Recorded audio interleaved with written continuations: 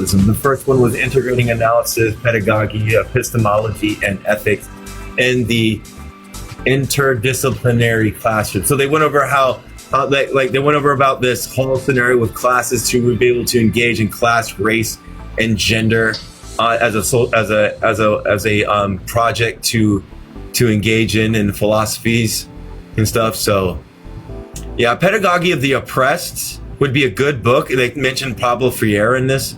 So that's Pedagogy of the Oppressed. Pedagogy of the Oppressed is like the teacher-student, how pedagogy is the dialectics between a teacher and a student, and how you engage in conversations, and how you don't just make people like just do. It's called banking systems that the United States utilizes. It's called a banking system where they just deposit a lot of information for you to assimilate, but not to utilize in practical uses.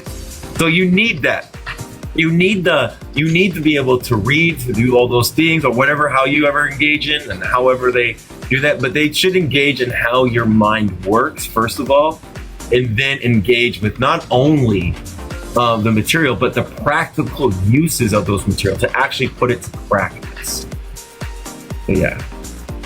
And that's just a reductive explanation of pedagogy, honestly. So. All right, let's go ahead and start.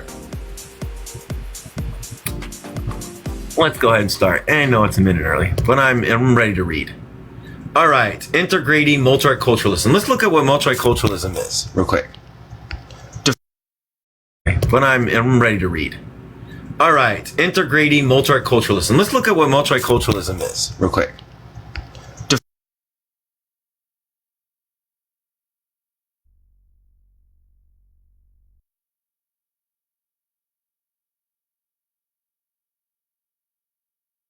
All right, let's look up multiculturalism. Let's do this. Not stickers. Let's do this. Multiculturalism. Oh, damn it. I keep messing with the wrong one. There we go. Effects. Multiculturalism. So this is what I got. A presence of or supported for the presence of several distinct cultures or ethnic groups within the society. Okay. Alaikum salam. All right, let's do this. Integrating multiculturalism. As part of my own unapologetic political commitments, I argue that in expanding democratic reforms, or better, radical transformations, one is invariably confronted with the claims by privileged sectors that they are victimized by ethnic, anti-racist, feminist, queer, and Marxist studies. Those who argue that these courses and the values they embody disenfranchise whites, males, heterosexuals, and the affluent bring a perverse twist to the terms used to disparage critics and traditional canon. Victim studies. Within and outside the walls of academia, reverse victimization calls are made by a propertied by the propertied against the poor, heterosexual with the straight pride, quote unquote, against gay, lesbian, and bisexuals, whites against people of color, where critiques of domination are labeled assaults, the chastisement of critical thinkers seems compulsory. In other words, only unciviled women and men point out that the emperor has no clothes. In this breach of civility, such, quote, abuses, end quote, warrants punishment of uncivil anti-racism. The notion of the uncivil anti-racist outside of respectable societies is tied to the notion of a civil racism within the boundaries of respectable society. Although the most privileged citizens to make their status and discomfort the central issues, and so their maintenance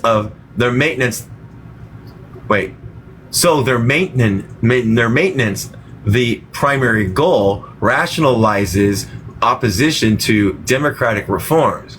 Attention is redirected from constructive criticisms to personal grievances of the powerful who confront change they cannot fully control. The claim that multiculturalism oppresses members of the dominant culture is echoed by the belief of multiculturalism is also irrelevant.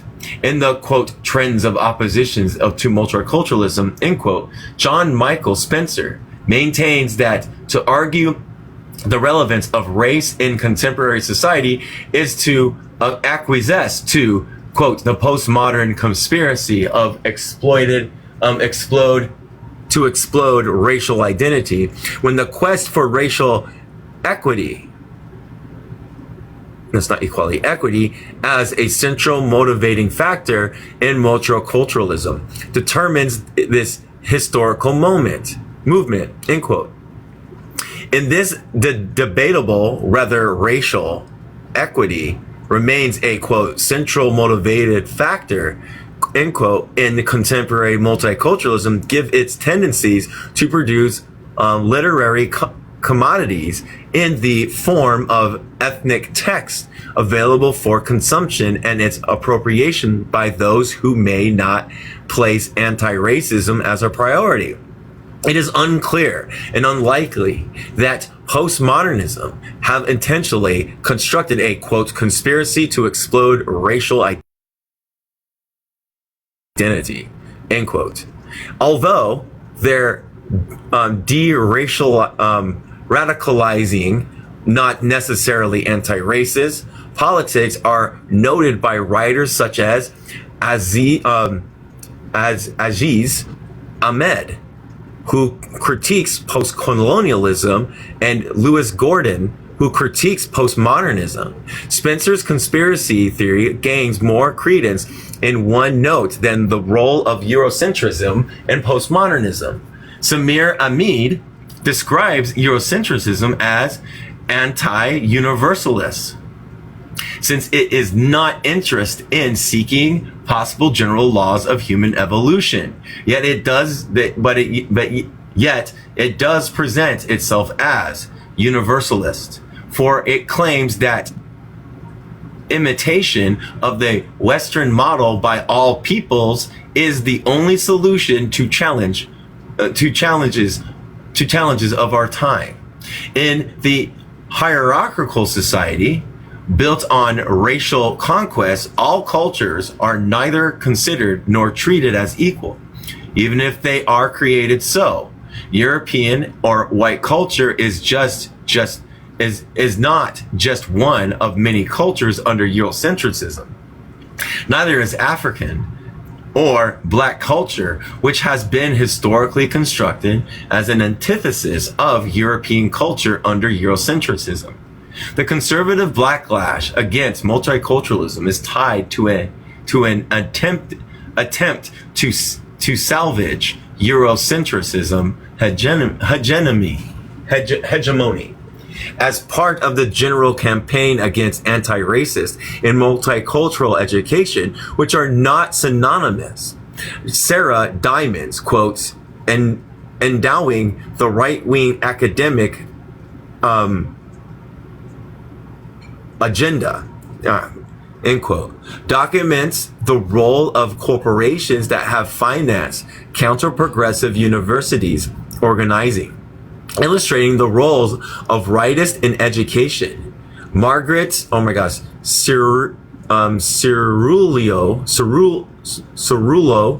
at a 1992 Right conference also noted that Heritage Foundation's role in the conservative backlash, identifying the rhetoric surrounding political correctness as the third and only successful right-wing attempt to maintain hegemony. Cerullo cited conservative organizing by the group's accuracy of academia and tenure radicals as the preceding two waves. The fact that the rightist organization also critiques postmodernists does not negate their similar motivations in discrediting leftist politics and radical engagement. Cultural studies scholars and postmodernists point out the multiplicity of pervasiveness of radical identity filtered through gender, class, and sexuality.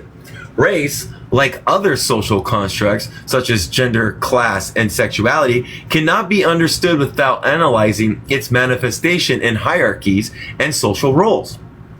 The difficulty of advocating multicultural and anti-racist studies is that often those marginalized and, on the backlash, defensive may emanate conservatives by ignoring or dismissing diversities within race as relevant or divisive.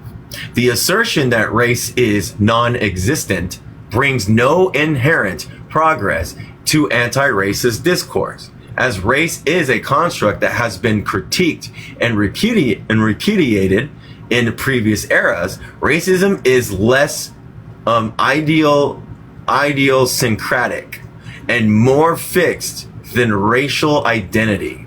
What's idiosyncratic? Should we look up syncratic? Let's look up that word. Racial identity. What's idiosyncratic? Should we look up syncratic? Let's look up that word.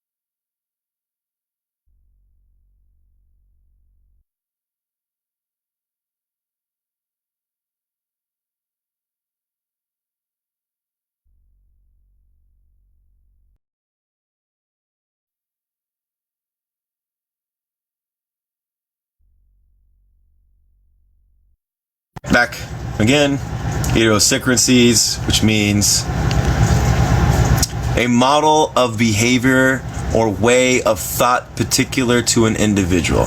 Okay. All right.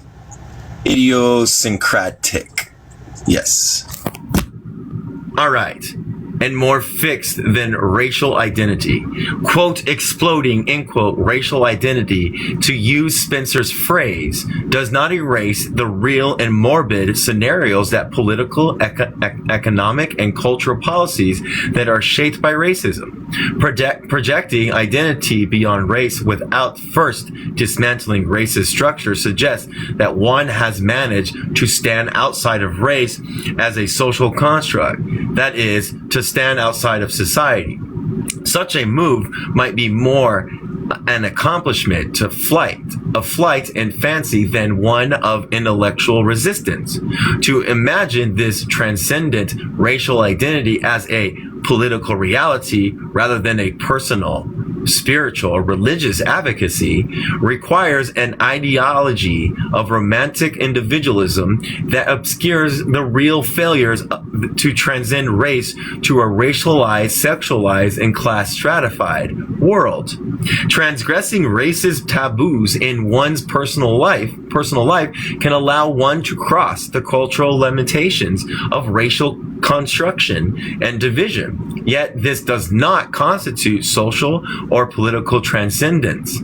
Transgressing race, like transgender practices, creates a possibility to drag which is not necessarily subversive. One may revert the appropriate rather than subvert old paradigms of oppression.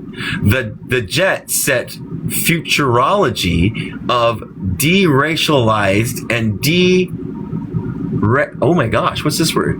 Deracialized. This is a different word. Let me look at this word. It's a new word. Got lots of new words.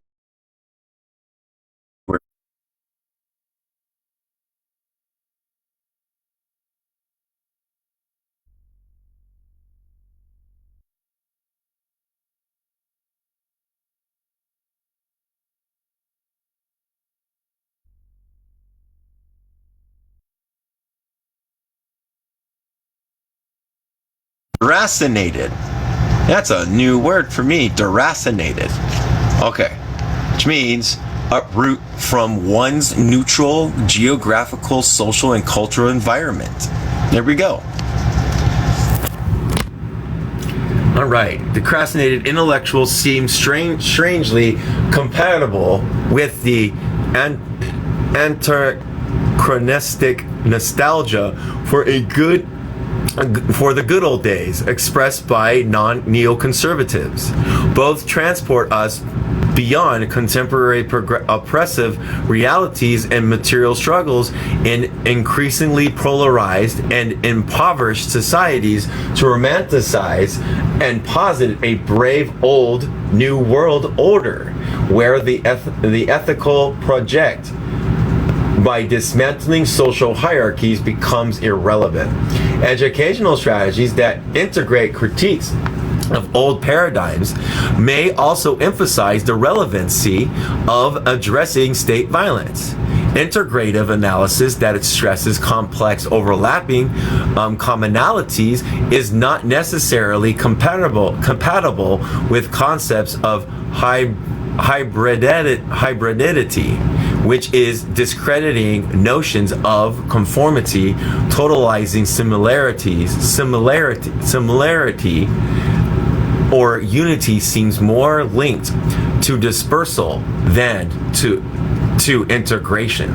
Paradigms of exclusion are practiced by both opponents and advocates of multiculturalism. Defenders of multiculturalism may fail to include the work of radical activist women working in poorer class, gay, lesbian, and bisexual in challenging Eurocentric multiculturalism, ensuring that marginalization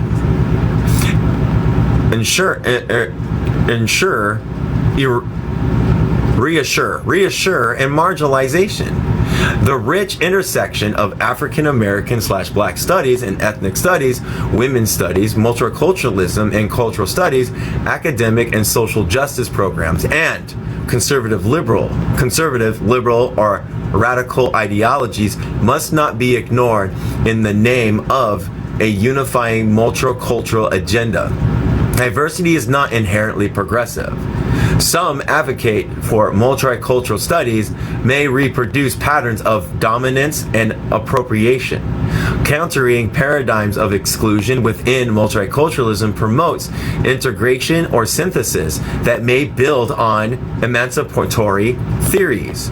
Black feminist E. Francis White challenges paradigms of exclusion to emphasize multi rather than bicultural relations and to critique frameworks that seek Black unity through homophobia, sexism, and segregation of other disenfranchised ethnic groups.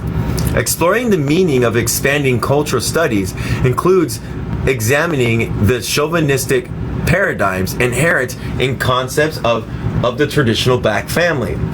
For White, problematizing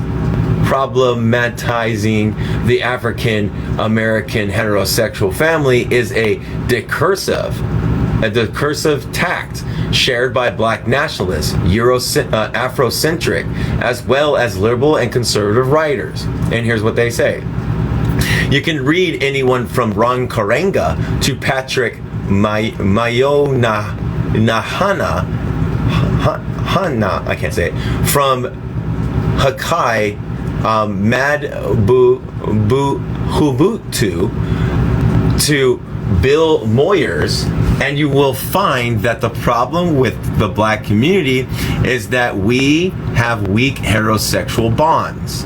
Thus, the building blocks for a strong community don't include welfare, dependent families, single parents, female-headed households, and especially they don't include gay, lesbians, and bisexual family members.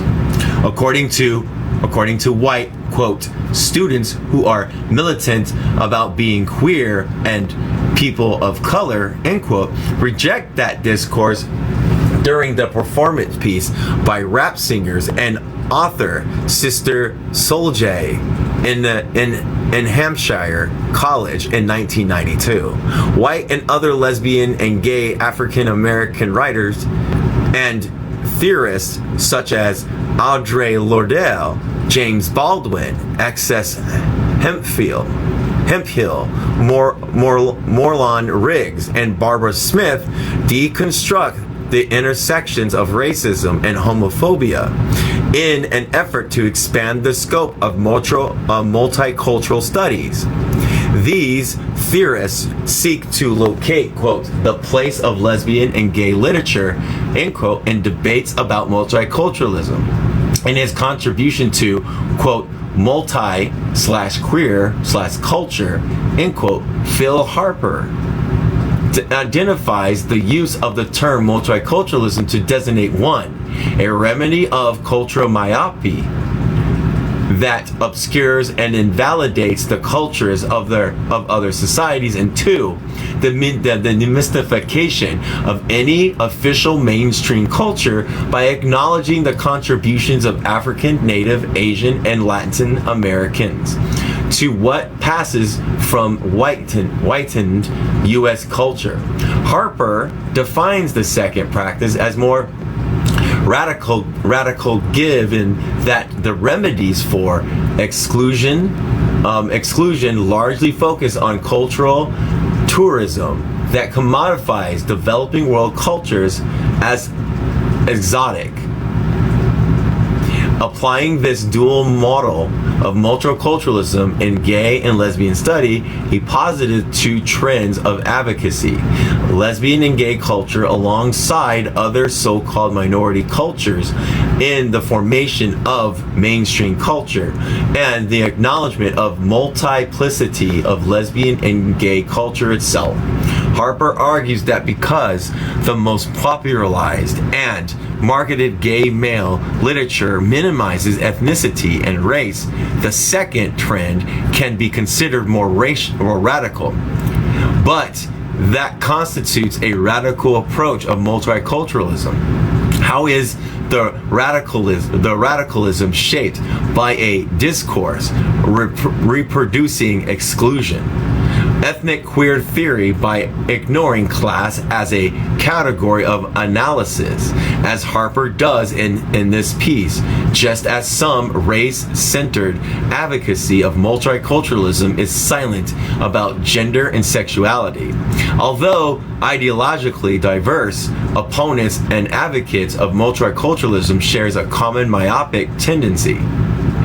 Radical approaches of multiculturalism go beyond the struggle for recognition and diversity and the demystification of monoculture societies to include strategies from dismantling the oppression of culturally subordinated people, an educator, radicalism in inevitable shape by her or his self-critical awareness of economic positions, the middle or upper class caste of most academics encourage them to ignore how their economic status frames their intellectual debates. Bell Hook's description of competitive tension towards developing world and African American scholars is also applicable to indigenous homegrown elites.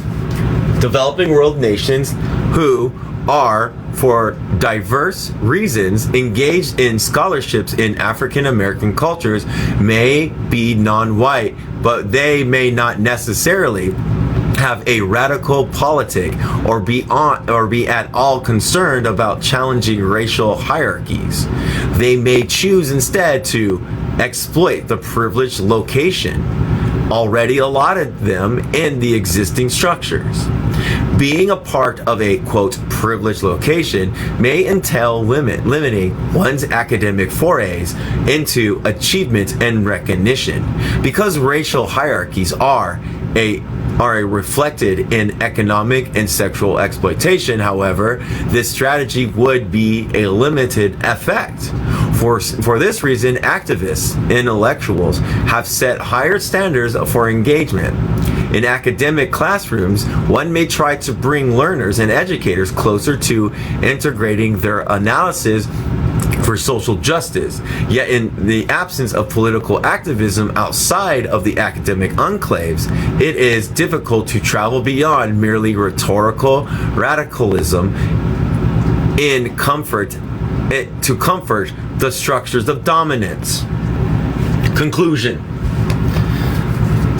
I'm gonna look back, see if anybody. Yes. Just looking back. No one said anything. Thank you for everybody for reposting. All right, conclusion. Alongside the interrogations of text and analysis of political struggles, classroom teaching ranks higher in importance. Teachers can encourage students to study activism and to develop an experiential base that is often critiqued by uncircumscribed by sexual studies. Teachers act in communities also find that experiences and relationships broader than the academy can provide a foundation for assessing the reinterpreting texts, grappling with the issues of domination and distortion in education. One all too often find support from faculty and administrators for maintaining racial, sexual, and class biases. Passive reinforcement of biases, particularly racial biases, persists despite exclusive syllabi and educators who assert different ways of knowing, yet increasingly integrative analysis and progressive pedagogy attribute to social justice based on education. The end of that. Chapter 11.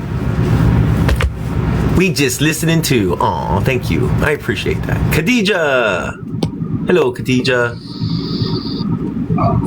All right. Gender, Race, and Radicalism. Reading and autobiographies of Native and African American women activists. I love this book. I might not get and grasp the whole book, but I love this book so far. In the 1992 post-Columbus classroom, Women's Resistance to American Racism. In American society, where Indigenous and African Americans signify they use the P word, an erotic, often dangerous, other anti-Black and anti-Indigenous racism coexist with a larger context of political opposition to radicalism. Anti-radicalism often appears in reactionary and conservative politics. At other times, radicalism is depoliticized and co-opted by rhetorical trends of fashion. For instance, television commercials explain that soft drink Mountain Dew is radical, and that Revlon makes revolutionary cosmetic for revolutionary women. Within academia, as in pop culture, radical and anti-racist politics are usually distorted, if not degenerated. Dominant trends in academic studies seems to either denounce radicalism and anti-racism as misguided approaches to redress injustices that are increasingly denied. Even the liberal remedy for affirmative action is now considered reverse racism or sexism, or reduce them to a surrogate liberalism or literary insurgency. Obviously, there are exceptions. Those who most often go beyond rhetorical anti-racism and radicalism are students and faculty activists engaged in organizing for social justice. Many teachers who were student activists are experiencing that illustrate how academic sites tend to silence marginalize radicalism. The meaning for radicalism is, in my past days as a non-academic activist, encompassed not only political ideas or rhetoric about such ideas, but also strategies for uprooting oppressive structures rather than assimilating into or reforming them. After several years as a full-time academic in Western Massachusetts, estranged from the urban activism I had known in New York City, I was assured about nature of progressive politics and race discourse. Most of what I had known was as radical from organizing and teaching ethics with religious leaders in the city was generally received by more seasoned academics as inappropriately political, polemic, or academically uncivilized in a university setting. See, universities should be that setting to be able to have these discussions and have debates. Like, I don't understand. As an assistant professor in women's study engaged in anti-racist education, I focused primarily on marginalized Black and Indigenous women. Both groups of women figured prominently in my courses, as I argued that material and existential wealth in the Americas is accumulated through systematic exploitation or expropriation of these women and their peoples. While teaching, I often wondered pessimistically how students perceive women of color who they encounter as, quote, texts, particularly those activists who critique the American state. I imagined that it was difficult for academics to conceptualize such women as anything other than fashionable literary commodities, colorful accessories to Eurocentric and transgenetic paradigms. Synthetic paradigms. There we go. With the ascendancy of post-colonial, postmodern, and post-racial discourse, I was also curious whether students considered anti-racist radical activism as politically inadequate, cultural throwbacks, or ethnocentric oddities. My pessimism about the academic reception of the worldviews of politics of Native and African Americans who actively confront G-side was also related to my general readings of dominant academic politics that most teaching conservative, liberal, and postmodern / post-colonial privileges, Eurocentric and multicultural paradigms over anti-racist frameworks with little juxtaposition. Juxtaposition means alongside to radical critiques of non-academics or non-elites. In the year 1992 was a watershed of educational analysis and structural violence in G-side. The fall,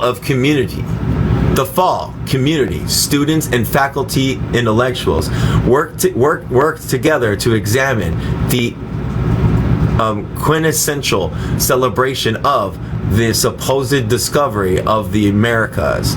In Amherst, faculty, staff, and students initiated curriculum changes, held campus forums, and promoted recent publication by Native Americans and others on contemporary indigenous oppression and resistance. This called issued by progressive academic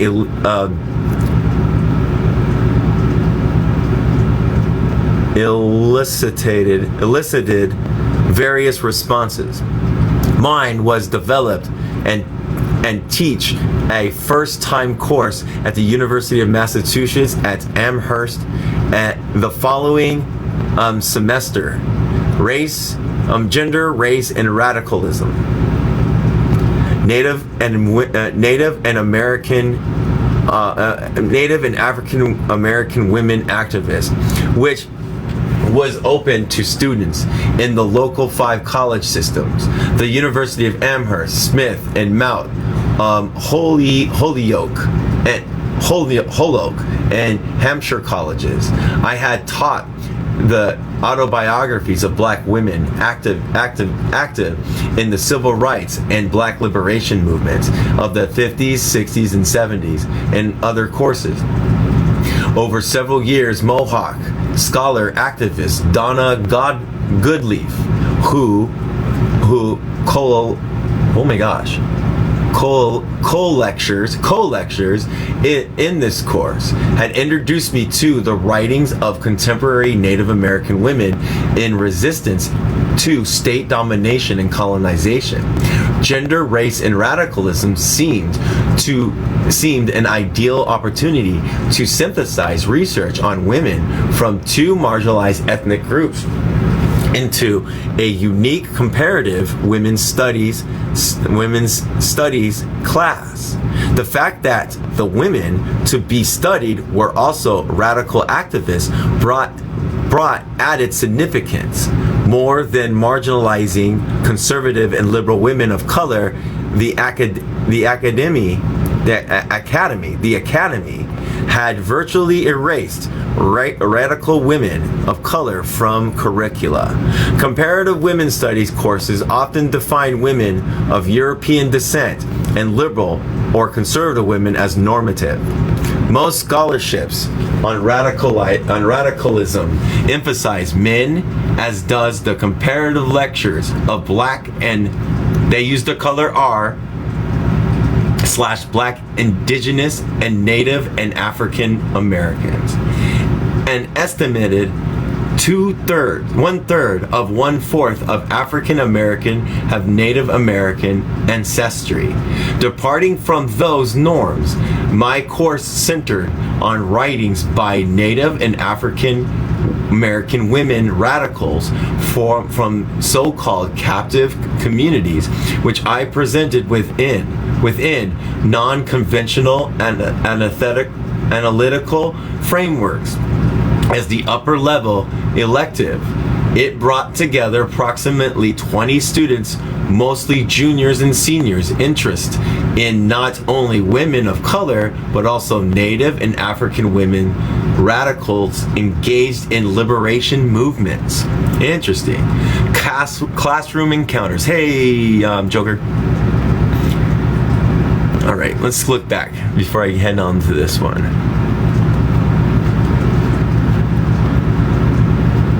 Nice. Thank you for listening while doing stuff, if you're still here.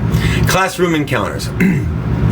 As an experimental, one-time course aimed at expanding the context for progressive politics by encouraging the study of women's radical anti-racist activism, gender, race, and radicalism as atypical in subject matter, text, and pedagogy.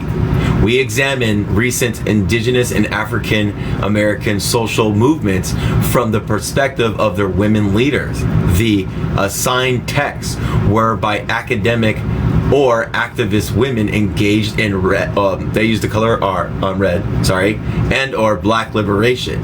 Course requirements included journals for individual reflection, comparative essays, group presentations on paired autobiographies. Occasionally, I asked students to participate in on-campus culture and political events organized by women of color. In springing off 1993, these events included the performance of a Native American Spider-Woman theater collective and a conference on women and organizing that featured a keynote address by Angela Davis, exposed to social issues and personal narratives and asked to share their own reflections and experiences. Students were confronted with ethical questions. The autobiographical accounts that students both read and composed encouraged them to depart from the traditional genres of explorer encounters. Not every student was willing to engage in such a journey. Some failed to submit the journals that were to focus on students' relationships to text, class, and pedagogy, instructors, and women's radical anti-racist politics. On the first day of teaching, I was pleased to encounter a fairly diverse women's study class. 2/3 of the students were females. Nearly half were African, Latino, or Asian descent. The remaining half were European Americans. The students held a variety of political views as well, although all generally considered themselves progressive. A quarter or more of the class identified themselves as community activists. Some of those with extensive organizing experience in non-academic and middle-class communities were themselves middle and upper middle-class white women in the third year of Hampshire College, a nearby alternative liberal arts institution. As self-identifying activists, these European and Jewish American women had encountering sexual and racial violence that increased their receptivity to developing critical perspectives on the connections among women's struggles, anti-racism, and G-side. A small number of these women activists provided a student comments reprinted below.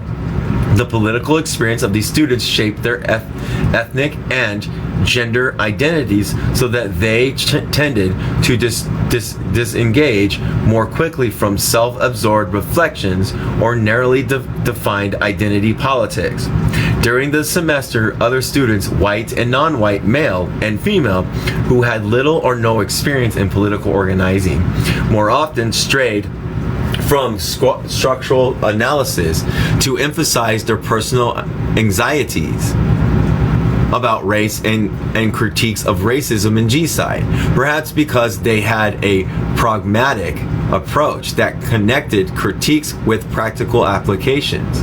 The women and student activists tended to advocate classroom attempts to build useful critical analysis. Here it is. Both of us came to, quote, gender, race, and radicalism, end quote, with a commitment to playing an active role of bringing about social justice in the world, and with experience in attempting to act on this commitment in coalition with other people. We lack, however, the political analysis which dealt explicitly with G-side and colonialism. Without this analysis, our political actions in the past have often felt incomplete and misguided. JM and JL. Those are probably initials of these people. Not only the students felt their past and present political action to be incomplete early on, I had shared with the class my view that the life stories of indigenous and African American women who survived and resist the most intensive forms of state violence revealed their tenacious faith and fierce love in confronting oppression, suggesting that we encountered these women as conduits for viewing our own political commitments rather than models to be emulated. I did not share with the class my personal search that working with students to analyze the autobiographies of Native and African American women activists might help me as an academic find my own answers about political integrity and social justice. Looking in these works for answers to questions I silently ask myself. I asked the class, quote, what does it mean to be a woman in a captive community in resistance? And what is your relationship to such political actors and actions? I could not and did not assert that those meanings or relationships were or should be, only that these questions had to be addressed. Throughout the semester, we all struggled with our spoken and unspoken questions. Often these questions crystallized around the issue of G-side in America. Next section. Question G-side. Building frameworks for studying women and state racism. During the first class, I lectured on the conditions of Native and African Americans who have been historically devastated by state policies policies. I explained that they suffer greater decriminalization and higher infant and adult mortality rates in the United States than the rest of the population. My lecture referenced that for decades, African American, Native American activists have organized around racism and human rights violation. The African American led Civil Rights Congress in 1951 petitioned the United Nations with We charge G-side, the crime of government against black people. More recently, the International Indigenous Treaty Council appended the 1948 United Nations Conventions on the prevention of punishment of the crime of G-side to U.S. domestic policies. The editor of We Charge Genocide, William Patterson, explains that the UN Convention defines genocide as, quote, an intent to destroy a whole or in part a nation, racial, ethnic, and religious group, or killing or inflicting, quote, seriously bodily and mental harm to the members of the group, end quote, stressing that struggles around law and legal language also shaped consciousness of the activism around racism. I raised in my first session the role of conventional speech in obscuring critical thinking about genocidal racism in U.S. domestic and foreign policies. For most, racism in America is conceptually severed from G-side. Severed. This detachment obstructs a national common language for analyzing genocide against indigenous and African American peoples. It maintains that it was important for the class to discuss contemporary genocide critically in order to construct a lens for viewing women's autobiographies that refer to cultural and or physical genocide as a byproduct of state racism. For examples of women seeking to develop a common language about racism and genocide, I refer to Native American scholar Paula Gunn Alun's critique of Americans' moral amnesia concerning its anti-indigenous wars. They use the I word. Here they go. We are horrified by South African apartheid and the removal of millions of indigenous African black natives to what is there called, quote unquote, homelands. But this is simply a replay of the 19th century U.S. government removal of of America indigenous to reservations. Nor do many even notice the parallel or fight South African apartheid by demanding an end to its counterpart within the borders of the United States. The American indigenous people are in a situation comparable to G-side in many parts of the world today, deliberately, as a matter of national policy, or accidentally as a matter of fate, quote unquote. Every single government, right, left, or centrist in the Western Hemisphere is consciously or subconsciously dedicated to the extinction of those tribal people who live within its borders. The familiar context for linking South Africa apartheid to genocide, or even Nazi anti-Semitism to G-side in Germany has not counterpart in the United States connecting racism and G-side. Antoinette Jameson's comparison of U.S. political ideology in historical wars against Native Americans to the campaign of Nazi Germany was a part of course readings that offer a similar argument. These decisions of language, meaning, and violence were not purely theoretical. The issue of relationship of student readers to the political struggles of women and oppressed and colonized peoples and ethnic continuously circulated. Exploring the meaning of G-side of Native and African American women's resistance, I asked the class how our speech about the conception of racism determines what we say and do about G-side. In their writings, some students said that they felt inadequately prepared to analyze G-side as a contemporary phenomenon. I think this is the students. It is one of the students. It is not often in academia, even at so liberal college, that we talk about G-side as a political reality. Not off in the past somewhere, but here and now.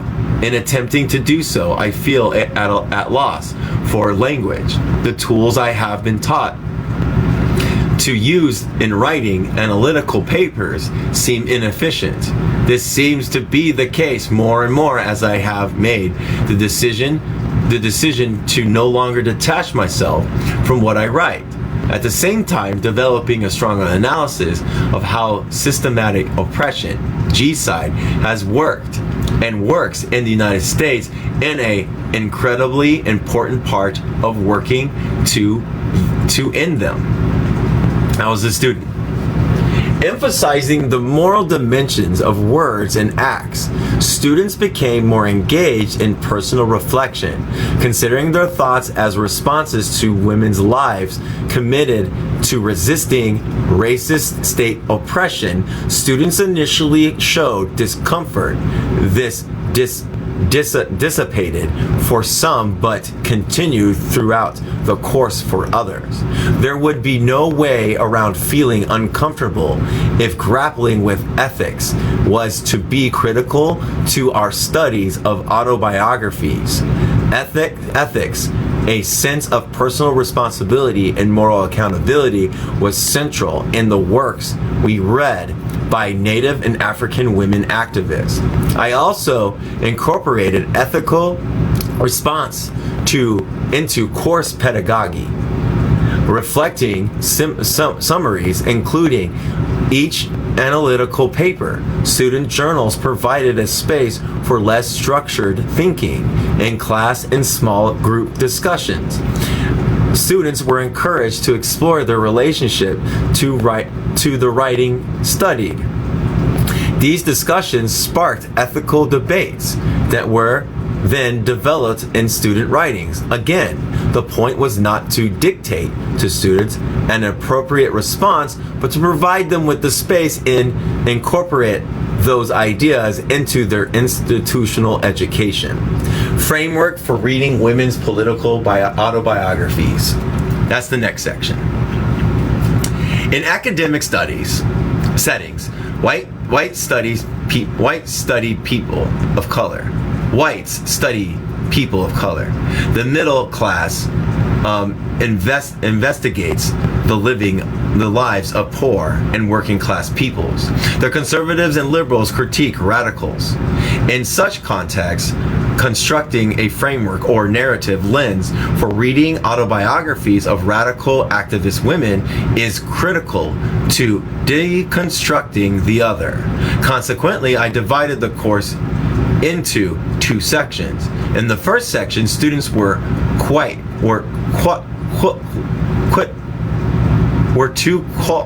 oh my gosh, I can't say the word. Right back.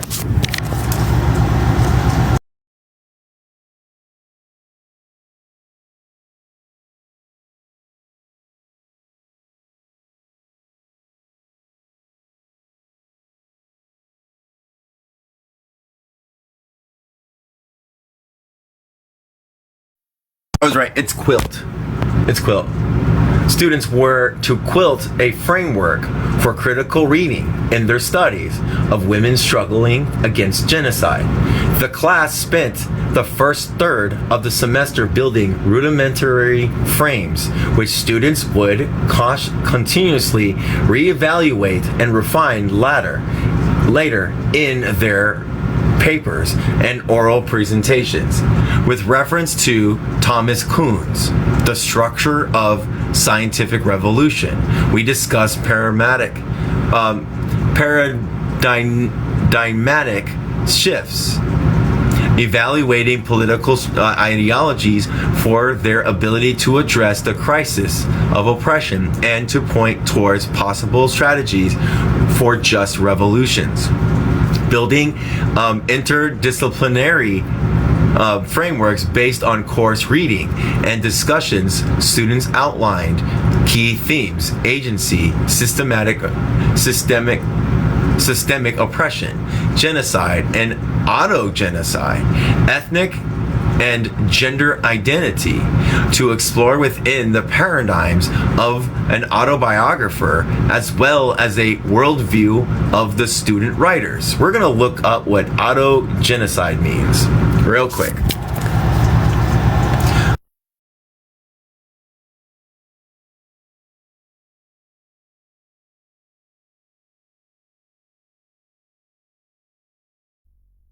That's a new term I've never seen in my whole entire life. So it says, refers to the extermination of a country's citizens by its own people or government. The term is compound of the Greek preface of self, the suffix side. Okay. All right. So doing it to yourself. Okay. Where was I at? Most had never been asked to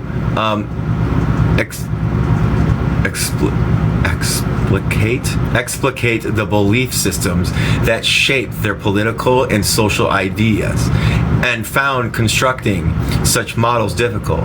Many had neutralized and prevailing assumptions of their academic experiences, which were largely silent about anti-racist radicalism. In these assignments, I asked the class to push the parameters of these conventional frameworks in which whiteness, conservatism, and liberalism constituted the norm. Giving an example of neutralizing whiteness, I recalled the commercials of my childhood that marketed, quote, flesh-colored, end quote, bandages in one color, identifying racism in political, economic, and cultural practices, not only as self-contained acts, but as reflective and of structures of thought and policies, proved very difficult. In order to develop using paradigms in these first sections, we read sections from Manning's Marbles, How Capitalism Underdeveloped Black American, and Jameson's The State of Native American. It's JAIMES'. We also used visual resources.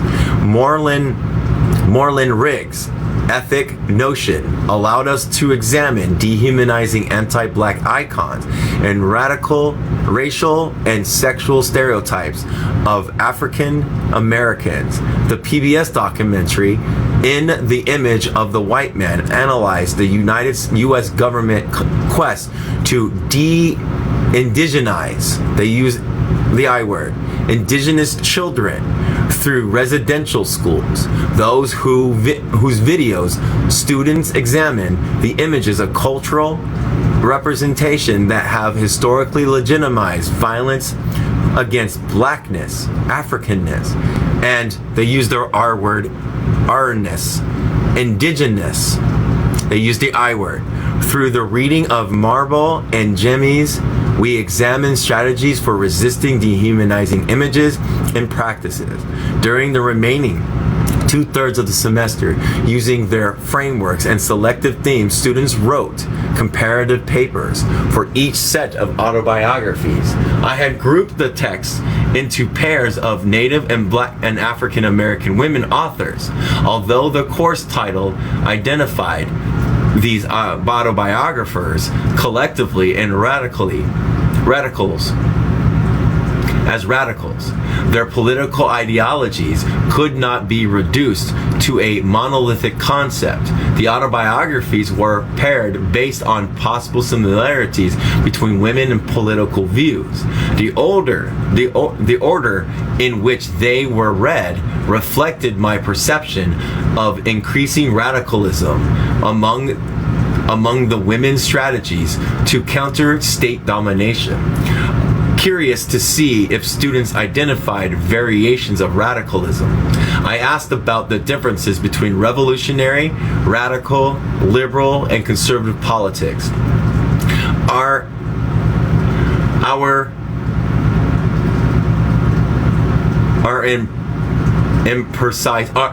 imprecise answers.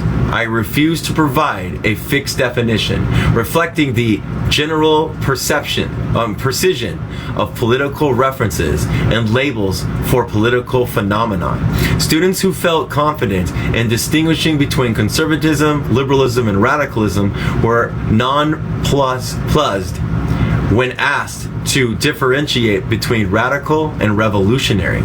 Revolutionary was either indistinguishable from radical, or, as an irrelevant terminology, was absent from their view of political continuum.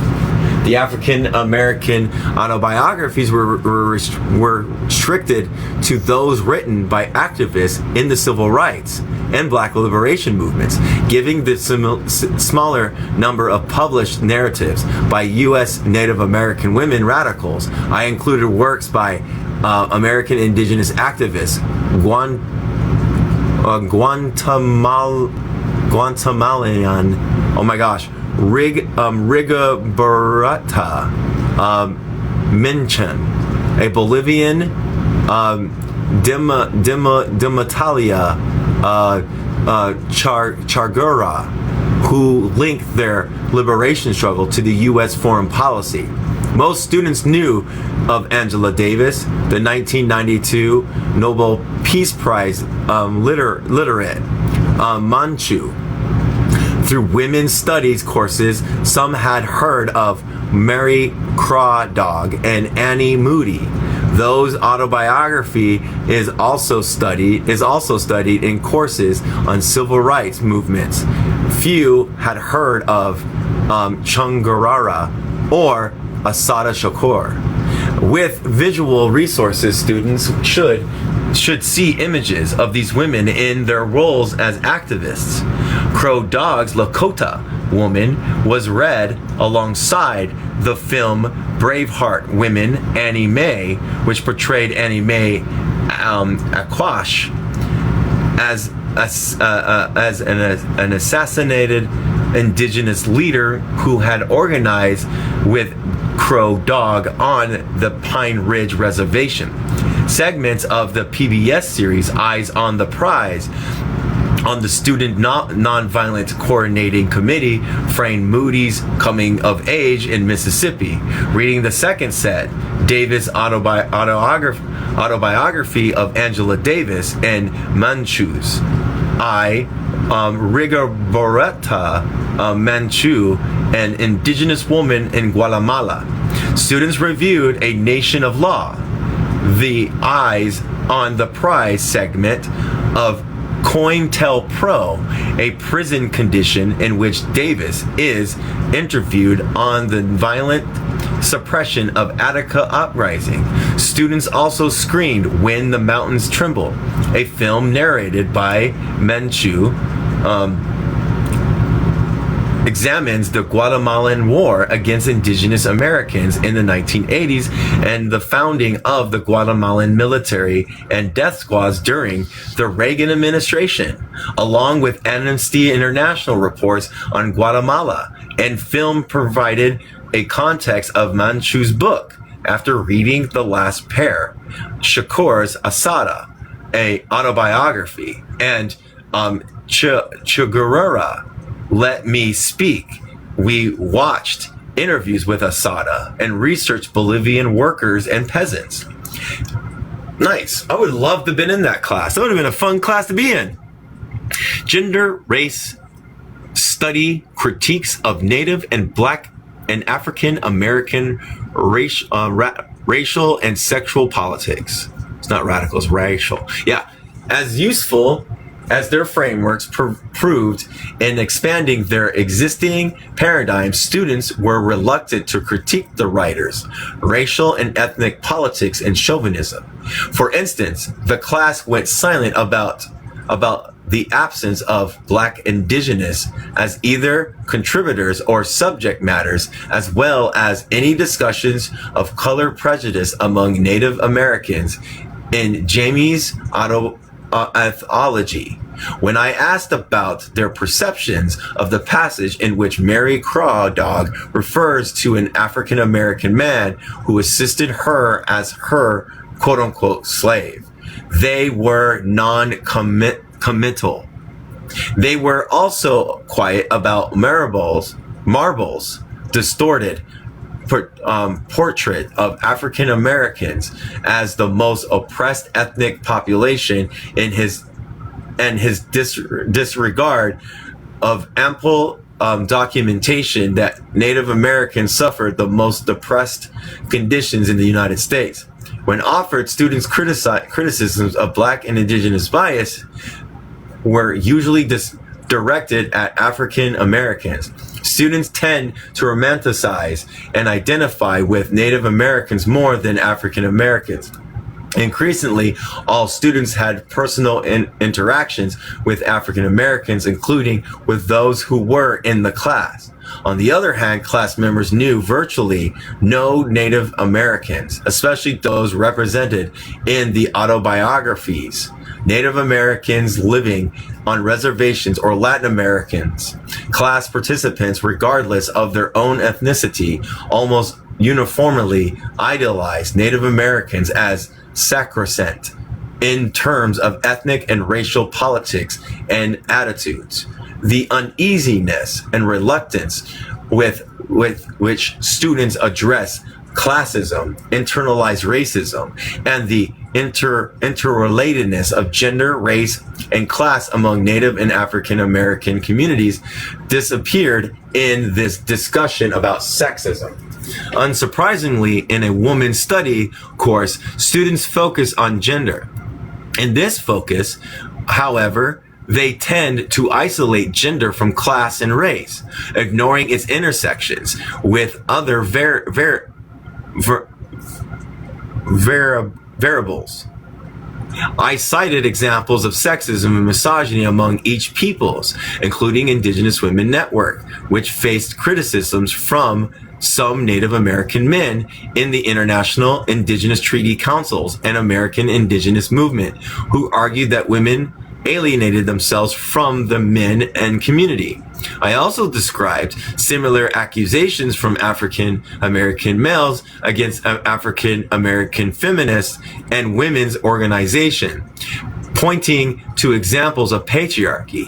However, does not provide a significant critique on gender and power relations in anti-racist struggles for ethnic sovereignty and independence.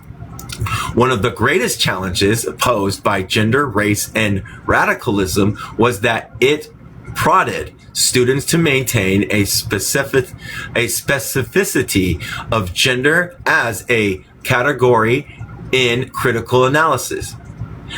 It encouraged students to re-examine gender analysis by expanding their definition of gender progressive to include women who may not identify as feminist and or those who emphasize the concerns for disenfranchised ethnic communities. The gender perspectives of these Native and African American activists from the 60s and 70s could not be easily dismissed as pre-feminist or part of a primitive feminism. Sorry. Pre-feminism, I'm guessing. I don't know. Even if they contradicted feminist ideology that treated women as a class, one that often universalized privileged women. On the question of nationalism, students were initially inclined to view the activists as retrogressive in terms of gender and race. Many considered nationalism as uninformedly misogynist and counter-revolutionary, largely ignorant of the works of gender progressive women and men who identified with national liberation struggles. Some students consider nationalist women as unenlightened and counter-feminist.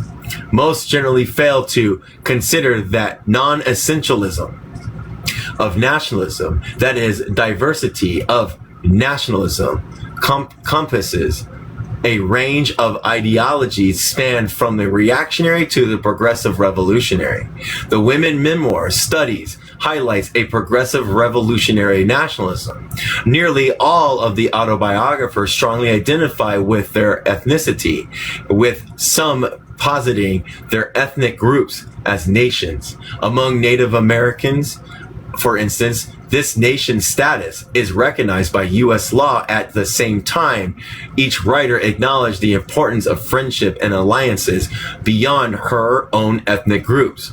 Moody's and Crawdad's narratives depict how each woman worked with progressive whites.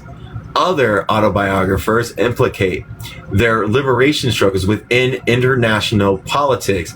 For instance, Davis describes multiracial transnational struggles. I think this is Davis right here. Through politics, repression, racism, poverty, police brutality, black, brown, indigenous, Asian, and white working people are kept chained to misery and despair. It was not only within the United States of America, but in the countries like Vietnam, with the bombs falling like rain from US B-52, burning the dismembering innocent children. I think what they're doing is this, Two Spirit, is that there is critiques of the Black Panther Party. And I think the thing is sometimes we don't observe the critique. It doesn't take away, but there is critiques of the Black Panther Party having misogynistic viewpoints towards other women in that movement. I think what they're saying there is that some of these movements have problems, like they have critiques, and people avoid the critiques to probably save it, or to do what you've been saying a lot, to great person somebody. I think that's what they're meaning. So we'll see.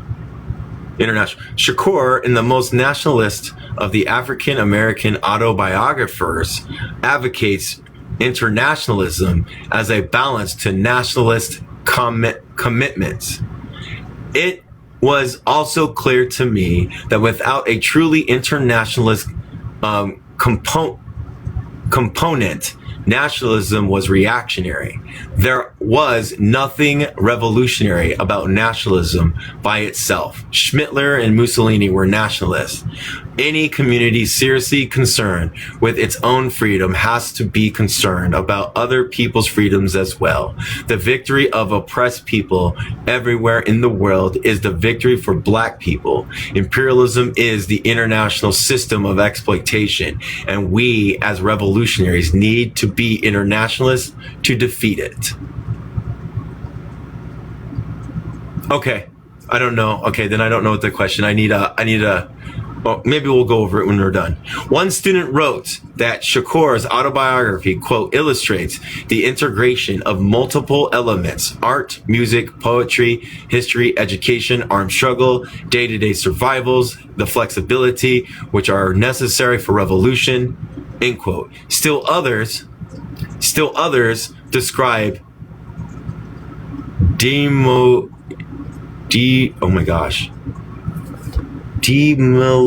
I gotta look up this word.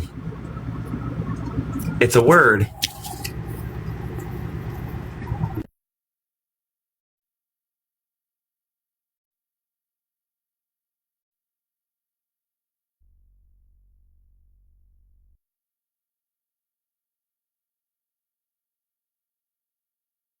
And let me say the word.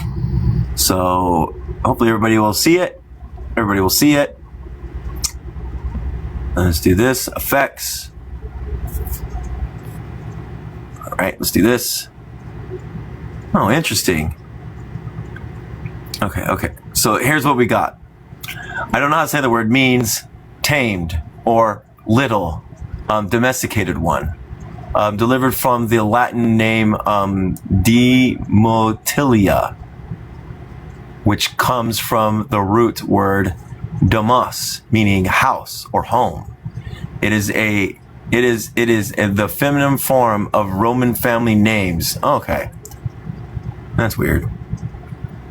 Every time they mention Roman stuff, I'm like, oh no, abort. As we all know, the Romans, white people love the Romans. Chungarora's autobiography was less engaging, partly because of its lack of creative styles and partly because of its silence about racism, ethnicity, and traditional indigenous values.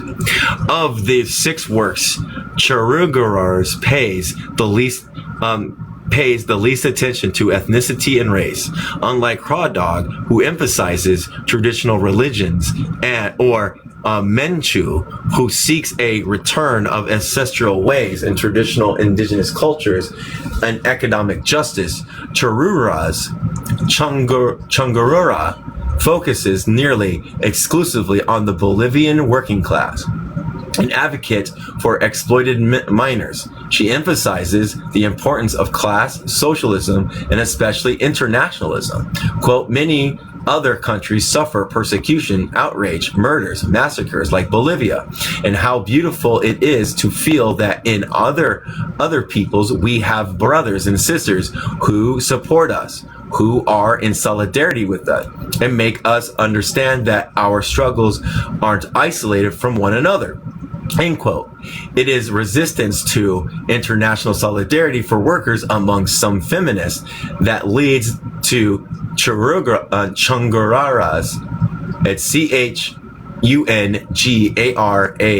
CHUNGARA strong critique of feminism. Let Me Speak recounts Chungarora's disappointment in the International Women's Conference after participants, most of whom were economically privileged or European or American, rejected her plea for assistance to independence movements and exploited laborers.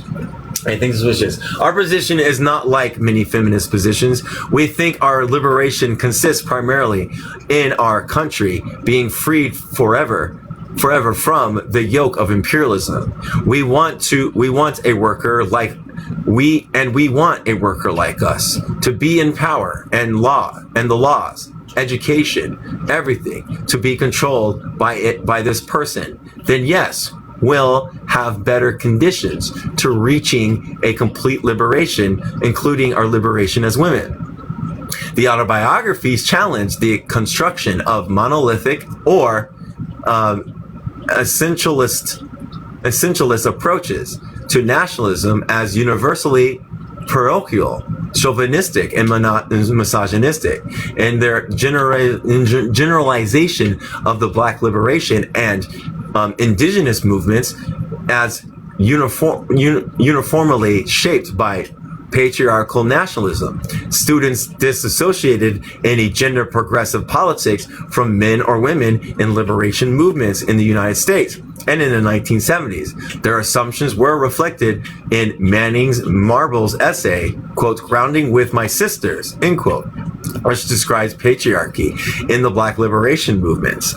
Quote, every Black male leader in the 1960s accepted the perpetuated the idea of Black macho, the notion that all politics and social power was somehow sexual, and that the possession of a penis was a symbol of revolution. In the passage that cannot be easily applied to women who formed a good part of the civil rights leadership, Marble's language denounces Black leaders' male chauvinism. A number of students refer to this passage as pro-feminist, uncritical of its divergence from a woman's own account of the complexity of gender struggles within the movement. The women's narrative in contrast, did not erase the sexist and abusive practices of indigenous or African American males. As accurate as Marvel's statement is concerned, tendencies and trends, patriarchy and misogyny obviously existed within the Black and American indigenous movements.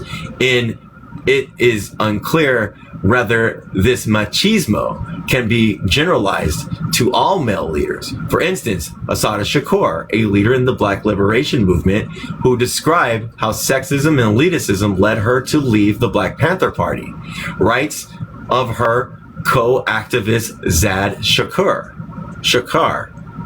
quote,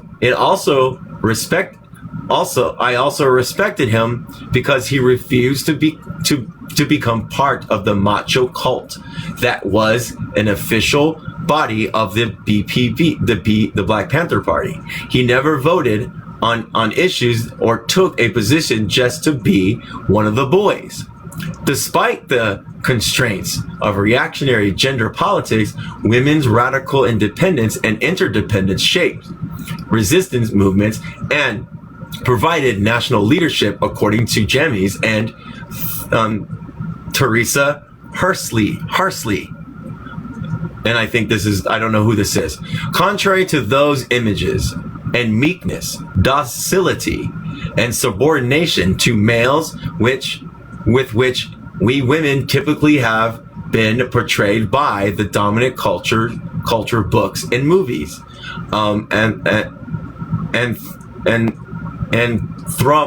anthropology and political ideologues of both rightist and leftist persuasion.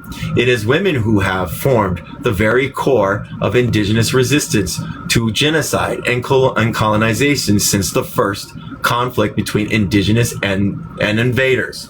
Along Jemmy's anthology and autobiographical writings exhibited an awareness of gender oppression that coexist with other injustice and inequalities. Their concepts of liberation pursued women's equality through the liberation of a people, not merely a gender within a people. This, of course, meant that the goals of liberation could not be set by masculine standards, a fact that women activists recognize with the various constituencies to be freed from oppression. And Rigoberta Menchú observes, quote, we have to erase the barriers which exist between ethnic groups, between indigenous and Latinos, between men and women, between intellectuals and non-intellectuals, between all the linguistic areas, end quotes, erasing barriers and hierarchies in the pursuit of social justice, however, was proved extremely dangerous. And I think we might, let me see how long, it says I got 10 minutes, hold on. Because the repression of women's resistance, 231, let me look. 231. Oh my gosh, 231. I'll read 4 more pages. 231. I'll read 4 more pages, and then we'll be done. Because there's another stopping point. The memoirs described how organizing for social justice was met by a backlash of repression. All the writers were politically targeted for imprisonment and or violence. Annie Moody, who was placed on a local Ku Klux Klan hit list because of her civil rights activism, described the use of lynching or, quote, terror killing, end quote, in the 1960s to intimidate whole communities involved in human rights work. In the 1970s, the Black Panther Party and the American Indigenous Movement were infiltrated by government informers, some of whom incited violence behaviors within the organization. The FBI and the police were also instrumental in assaulting indigenous and African American leaders in the 1970s, incarcerating some as political prisoners, such as Angela Davis, Leonard Peltier, who remains in prison, but not anymore, everybody, and Assata Shakur in political exiles in Cuba. They're harassing countless others in order to destabilize progressive movements. The autobiographical accounts of violence are grimly shocking for most students unfamiliar with the police brutality and police state measures employed during that era. Shakur recounts how New Jersey police repeatedly obstructed her ambulance transport after she was severely wounded by state troopers' gunfire. Crow Dogs describes her own violent arrest on the Pine Ridge Reservation, where from 1973 to 75, she reports as many as 25 of 8,000 tribe members were killed for their political activities or associations with progressive. Crow Dogs also linked Bureau of Indigenous Affairs agents and tribal leader Dick Wilson and the FBI to those deaths, including the assassination of mutilations of Annie Mae Anquesh. For some reason, it's 100. Okay, yeah, beating, torture, and the deaths of friends and loved ones marked a myriad of lives and these radical women in United States. Political violence against indigenous peoples and activists in Latin America have been more brutish and pervasive. Mucha and Minto and Chungarara offer first-person accounts of systematic, devastating brutality, distinguishing assimilation from from acculturation. Manchu's presence presents a landilized indigenous who joined the Guatemalan army and killed indigenous people as having adopted a genocidal value of dominant cultures. She depicts those who learned the language, trades, and technology of Guatemalans to sever oppressed peoples as acculturated. Menchu's family was massacred by the military, while pregnant Chungurara, I can't say it, was detained in jail and tortured until she gave birth to her dead child. She identified CIA agents as present during her interrogation. Despite their experiences at state-directed atrocities, each woman disapproved of the vanguard militarism among activists confronting state violence.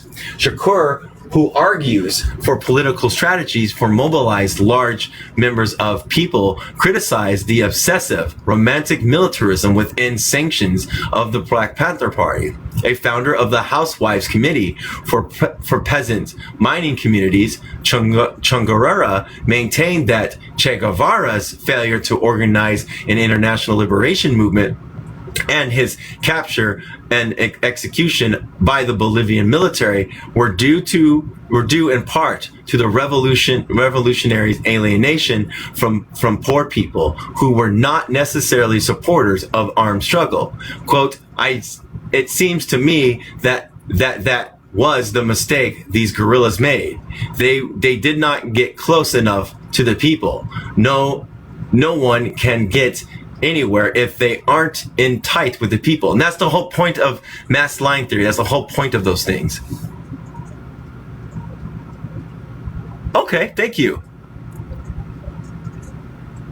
In the class definition, external G-side violence included systematic poverty and suppression of traditional cultures, practices, and languages through church and educational system, repression enforced by the police, army, and right-wing vigilantes. Using a term of Jameson's, the state of the Native America, of Native America, the class referred to violence among natives and African Americans is autogecide. We understand autogenocidal violence as a result of community-generated violence, expanded the definition of autogenocide to include the failure to resist oppression, assimilation, and inhumane working conditions. Students blurred the distinction between positive opportunism and complicity. By doing so, they set very high standards for judging Native and African Americans. Paradoxically, they also relied uncritically on representation at women's conference that had described, quote, horizontal violence. Autogenocide is stemmed from vertical violence, genocide. So some use this construct to absolve oppressed peoples of any responsibility for destructive behavior. This vindication extended to Native and African American men, sexual assault and domestic violence, other forms of autogecide. Such abuses were excused because the males were seen to be oppressed by vertical and state violence.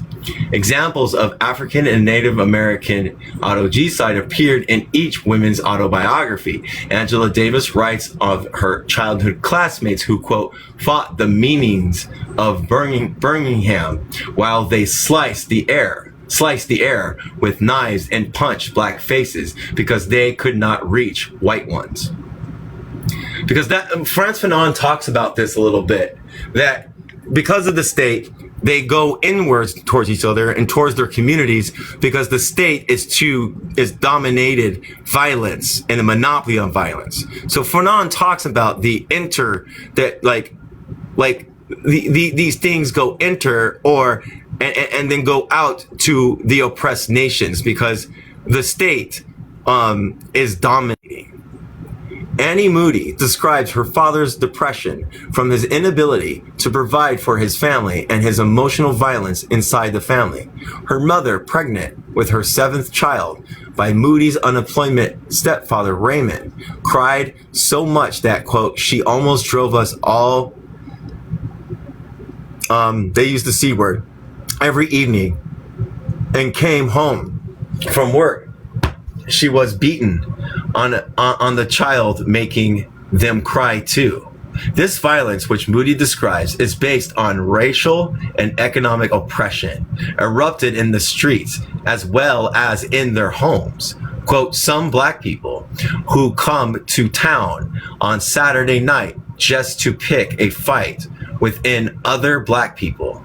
And again, that's what Frantz Fanon's talking about. They're going in towards instead of outwards, punching up or punching down, because you cannot place this violence in a good place where once the fight was over, they were satisfied.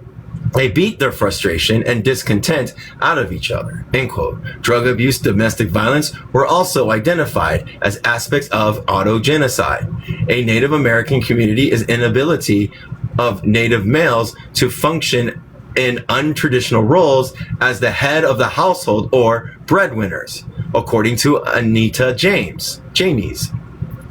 Quote, led to the Did you hear what he said? Did you hear what she said? Native American communities, the inability of Native males to function in untraditional roles as head of the household or breadwinners, according to Anita James. Quote, led to the perpetual spiral of internalized violence in which indigenous men engage in brutal and all too often lethal bar fights with one another or turn their anger attentions to their wives and children. And I do not blame them. I blame the repressive state, white supremacy. She explains that colonization, quote, has manifested itself in the most pronounced incidents of alcoholism of any ethnic group in the United States, end quote. You notice how she's identifying these as systems that are causing these things. I love it. resulting in fetal alcohol syndrome, higher death rates from drunk driving, and higher rates of, quote, child abuse and abandonment, both unknown in traditional native societies, end quote. Quote, colonially induced despair, end quote. Also creating a wave of teen suicides in Native American communities in the 1980s, which had run several times higher than the national average. Despite violence, betrayal, and massive fissures in community foundations and autobiographies portrayed each ethnic group as people with shared interests, values, and cultures. It is as a community. The women's affirmation of the ability to build community, irrespective of genocidal and autogenocidal violence, challenged students' perceptions of agency and power that focus on the isolated individuals. Students found communalities in women's resistance to violence and abuse. For instance, Shakur and Moody both write about their teenage experience with sexual violence and harassment inside the African American communities. Moody was sexually harassed by her stepfather and forced to leave home. Shakur and a runaway escaped a quote, train or grape gang, a gang rape by black male teens. She says that in her autobiography. Moody's accounts of sexual abuse, family rejection, and extreme poverty as a girl and a young adult resonate with the women's students. Although overwhelmingly by racist violence, political repression, and non-supportive family, and the financial burdens of attending and graduating from college, she continued to grow as a woman in the movement through her own struggles. Several student papers quoted this passage from Moody's book.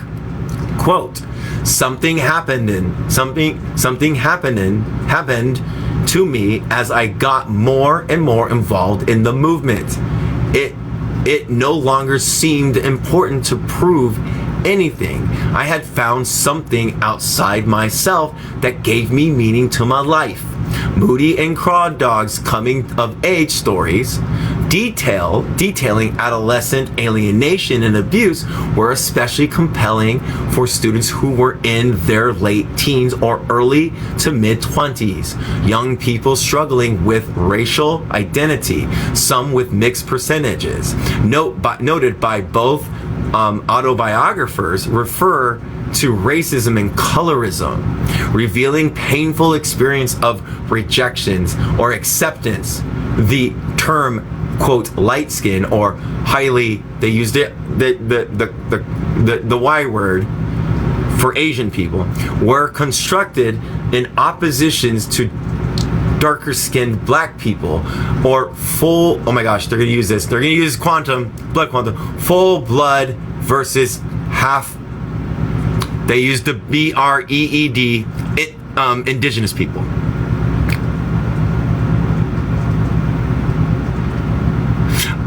It was either Moody or Craw Dogs. It was either Moody or Craw Dogs, if you know those names. Are you talking about, hold on, let me put a thing in here real quick. So I got a couple more paragraphs. Are you talking about the one where it says, something happened to me more, something happened to me as I got more and more involved in the movement. It no longer seems important to prove anything. I had found something outside myself that gave me meaning to my life. Is that the one you're talking about? No. The indigenous men thing about not being able to fulfill traditional roles. Oh, okay. Let me finish. Let me see. What number am I on? Okay, I think, remember this page? Can people remember this page?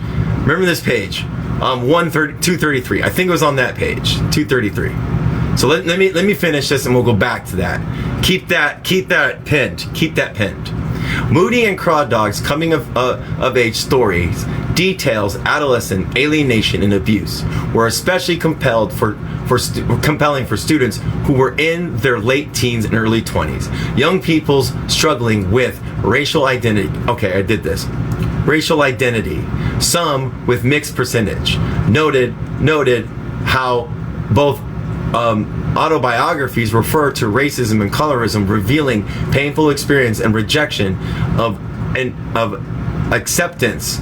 The term the term light skin or high, the color that represents Asian were constructed in opposition to darker skinned black people, and blood quantum versus not completely indigenous.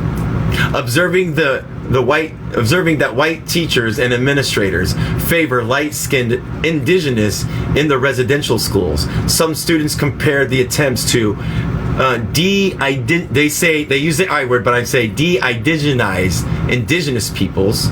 They use the I word with the dependency fostered on African American schools and education. The culture genocide and violence of the residential schools, however, is unique to Native American. Lakota women describe this particular violence, assimilation through institutional education. Quote, the kids were taken away from their village. The Two-Spirit, this might be a trigger warning for you. So yeah. So this might be triggering, so trigger warning. The kids were taken away from their villages, the pueblos, in their blankets and moccasins, kept completely isolated from their families, sometimes for as long as 10 years.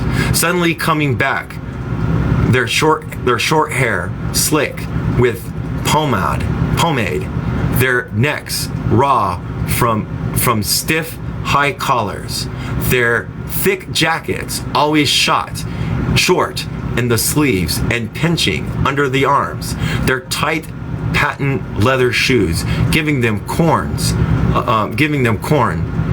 The girls in starched white blouses and clumsy high buttoned boots, caricatures of white people. When they found out, and they found out quickly, that they were neither wanted by whites nor by indigenous, they got good and drunk, many of them staying drunk for the rest of their lives. And that was who was that? It was a Native woman who said these things. And again, this is because of the conditions that the residential schools did to these individuals. They did this torturing thing to individuals.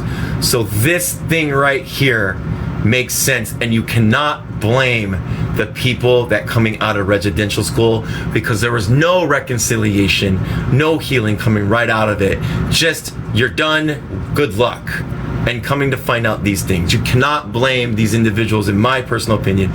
You gotta blame the state that created these conditions. Regardless of repression or internal domestic violence, Native and African American women activists consistently advocate for democratic concept of power. In these writings, power stems from the people as a collective. It was not reducible to military or intellectual vanguards and elites. The autobiographers criticize centralized autocratic leadership are argued instead of the concepts of shared non-hierarchical guidance. As Rigoberta Menchú maintains, quote, we have understood that each of us is responsible for the struggle, and we don't need leaders who only shuffle paper. We need leaders who are in danger, who run the same risk as the people. When there are many compañeros, I wonder if that's compañeros. Huh. I'm gonna look up that word. I know I'm a little over.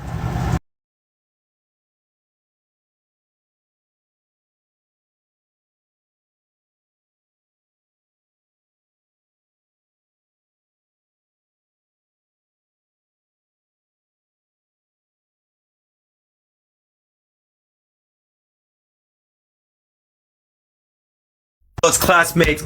It's basically like comrade, friends, everything, companions and stuff like that. With equal abilities, they must all have the opportunity to lead their struggles, end quote.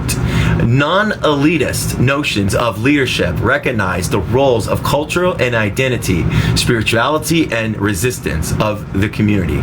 Moody describes the inspirational roles of music in Black liberation movements, quote, listening to those old Black people singing freedom songs was like listening to music up from heaven. They sang them as though they were singing away the chains of slavery, end quote. Traditional forms of singing and dancing by enslaved Africans and African Americans were banned, just as the religious singing and dancing of Native Americans had been. And the Lakota woman, Mary Crawdog, recounts indigenous efforts to revive the Sundance, collective leadership, and culture tenaciously shared and renewed, were cementing bonds for women and communities in crisis and resistance. And we'll stop here where it says radical visionaries, building on community and foundations and fissures. And I think it was, 233 that you wanted me to go back on? I think it's 233. Let me do this. Bookmarks. Bookmark. Let me change this bookmark out. I'm just trying to find out the person's name. Yeah. We're going to go back to it right now. We're going to find it. Do you have the book open by any chance? No, not at the moment. I was just trying to figure out the person's name because I wanted to do a little bit of research. Let me read this whole page. See if this is it. Tell me when you hear it, and stop me. Annie Moody described her father's depression from the inability to provide for the family. And Annie Moody. It's the first name right off the bat. It's Annie Moody, you said? Yeah. Annie Moody. Okay, I'm writing that down. Yeah. Annie. Is it A-N-N-A? It says Annie. A-N-N-E. A-N-N-E. Annie. And then Moody, just M-O-O-D-Y? Yes. Okay. I think she talks about like was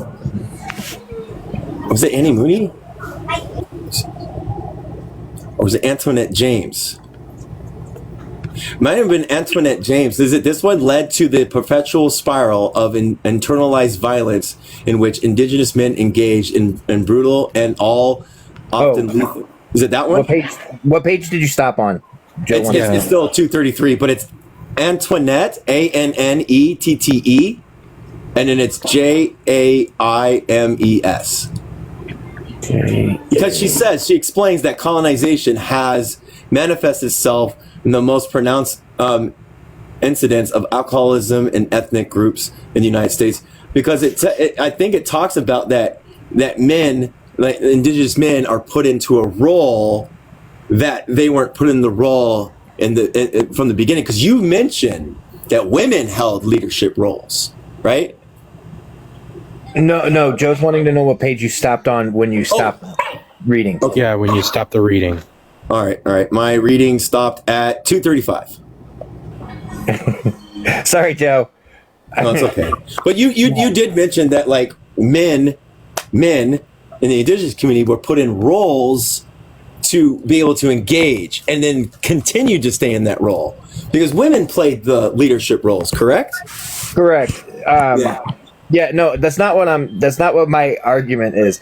There's a lot of stereotypical things that are happening in a lot of these statements. Like earlier when they made the statement about how indigenous people are idolized in schools and upraised, on that statement, that was where I put the question marks, because that's not the experience that me nor any of my cousins that I know from my people experienced, because we were told to be silent, that we were uncivilized and uneducated and have no room to speak on matters so like. So Go ahead. No. Good. Finish. It just there's a lot of general statements that are being made about like in certain indigenous things, like indigenous movements, which like you can even pull up AIM. AIM was literally one of the biggest indigenous movements in like the US at least, and it was literally indigenous women that founded it, and on top of that were the leaders of it. So like there were statements of it being that like it was mostly patriarchal movements from indigenous, but again, when I go ahead and look up through all the historical things on that, we can see that they're matriarchal ran. So I'm having some issues with certain things that are being said, so I'm trying to look up the people that are quoting this. Fair enough. And I would say that what I got from that statement and what comes to my brain is that like we white people do fantasize and romanticize indigenous people with their inside those schooling systems, you know, and that's what I took it as personally. No, I'm not getting that wrong. It was the way that when I heard you read it, of saying that we were being uplifted. To me, that we're not. We're actually told that we're less. And then if we even try to correct like history, of what like the actual history was, we get told to be quiet. We wouldn't know what we're talking about. We're just uneducated. You're like seen as objects to be fantasized about and to be romanticized about. So I'm just finding a couple different things. So that's why I said I wanted to look up these people that are saying some of these things, because like I don't think they're from white people. I think they're actually from like indigenous women and black women. That's what I'm gathering it. You know what I mean? Because there was problems in the Black Panther Party with misogynist things in it.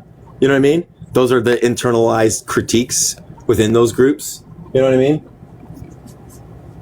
But it doesn't take away the fact that they were struggling for liberation and shit, you know?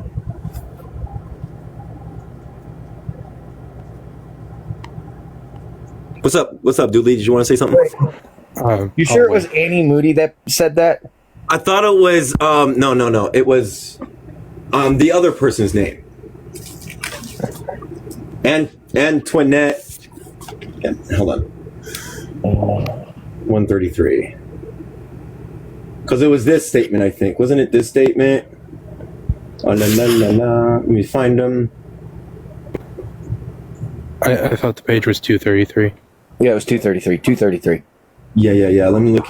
I thought it was Antoinette when he said, led to a perpetual spiral of internalized violence in which indigenous men engage in brutal, right? That's the one?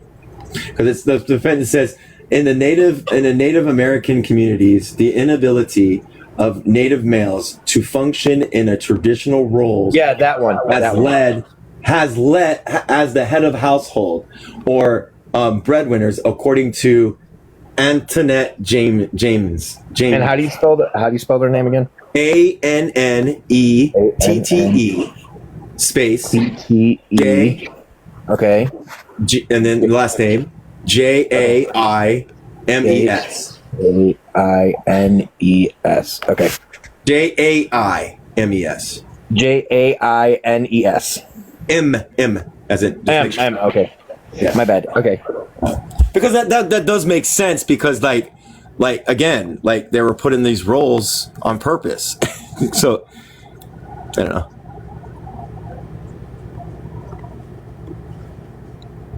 From 135. Not every book is perfect either. That's the whole reason why we like Mao came out with book worshipping. Yeah, like I do have personal things about the book, but they're all too small to bring up. Yeah. No one's perfect. No one can do things perfectly.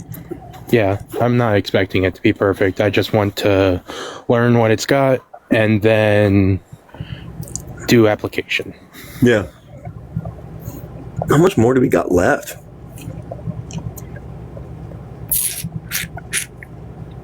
Conclusion. Oh, here we go. Conclusion. United Nations Convention, Anti-Racist Feminism and Coalition Politics.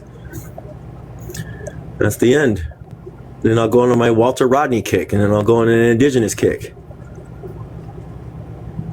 I think reading the Mohawk Warrior Society book, I think that's going to be good. I think that should be read. I'm gonna read up on this person because I'm trying to understand their perspective, and because like I previously said, each area is going to have different experiences.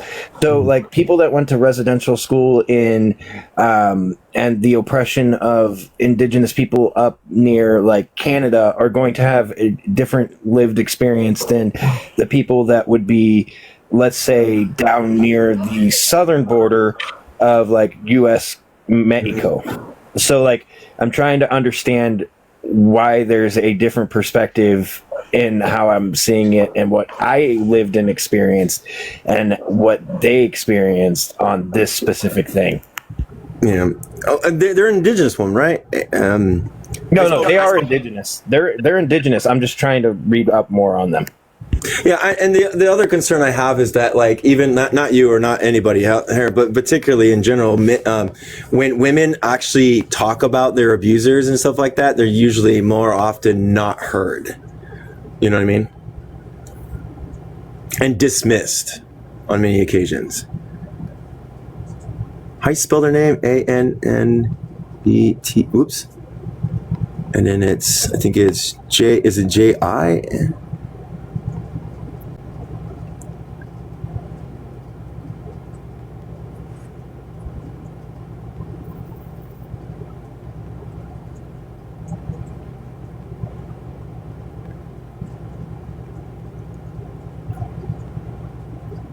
Is a mestiza, author, scholar and activist, novelist and poet. Does that make any sense? Mestiza? She's widely recognized as an author and a key contributor to the influential book, The State and Native America, G-Side Colonization and Resistance, 1992, a foundational text in Native American studies. Other notable works includes Fantasies and of the Master Race, Literature, Cinema, and Colonization of American Indigenous People. I can't say that word.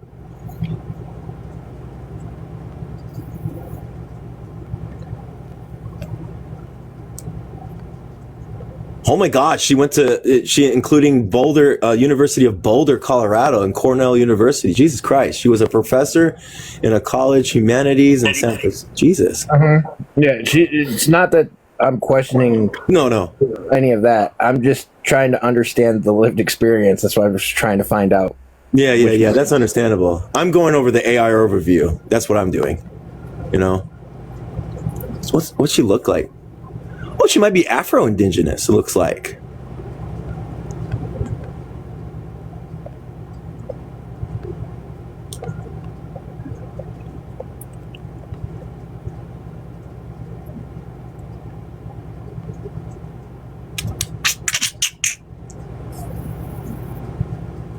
This is what we do.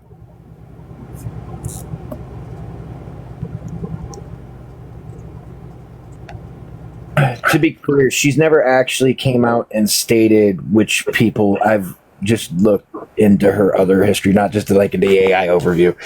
She's never clearly stated which people she's from. So I don't know if that was more recent, but like the stuff I'm looking at is a lot older history, so I don't know if she's recently done it. Yeah. This is says she's an indigenous.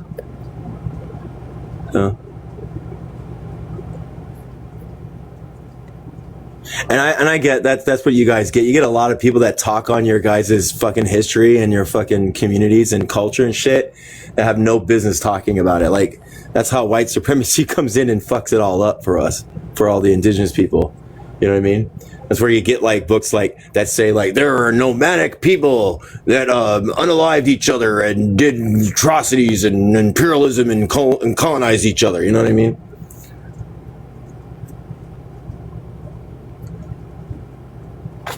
Yeah, I understand what you mean.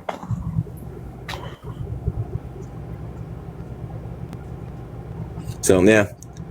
Hello, Capybara, if you're still here. Capybara, and I don't know who else is here. I don't think Capybara's here. No, I think there's Grim. What up, Grim? Oh, Grim followed me. Look at that. Oh, yay!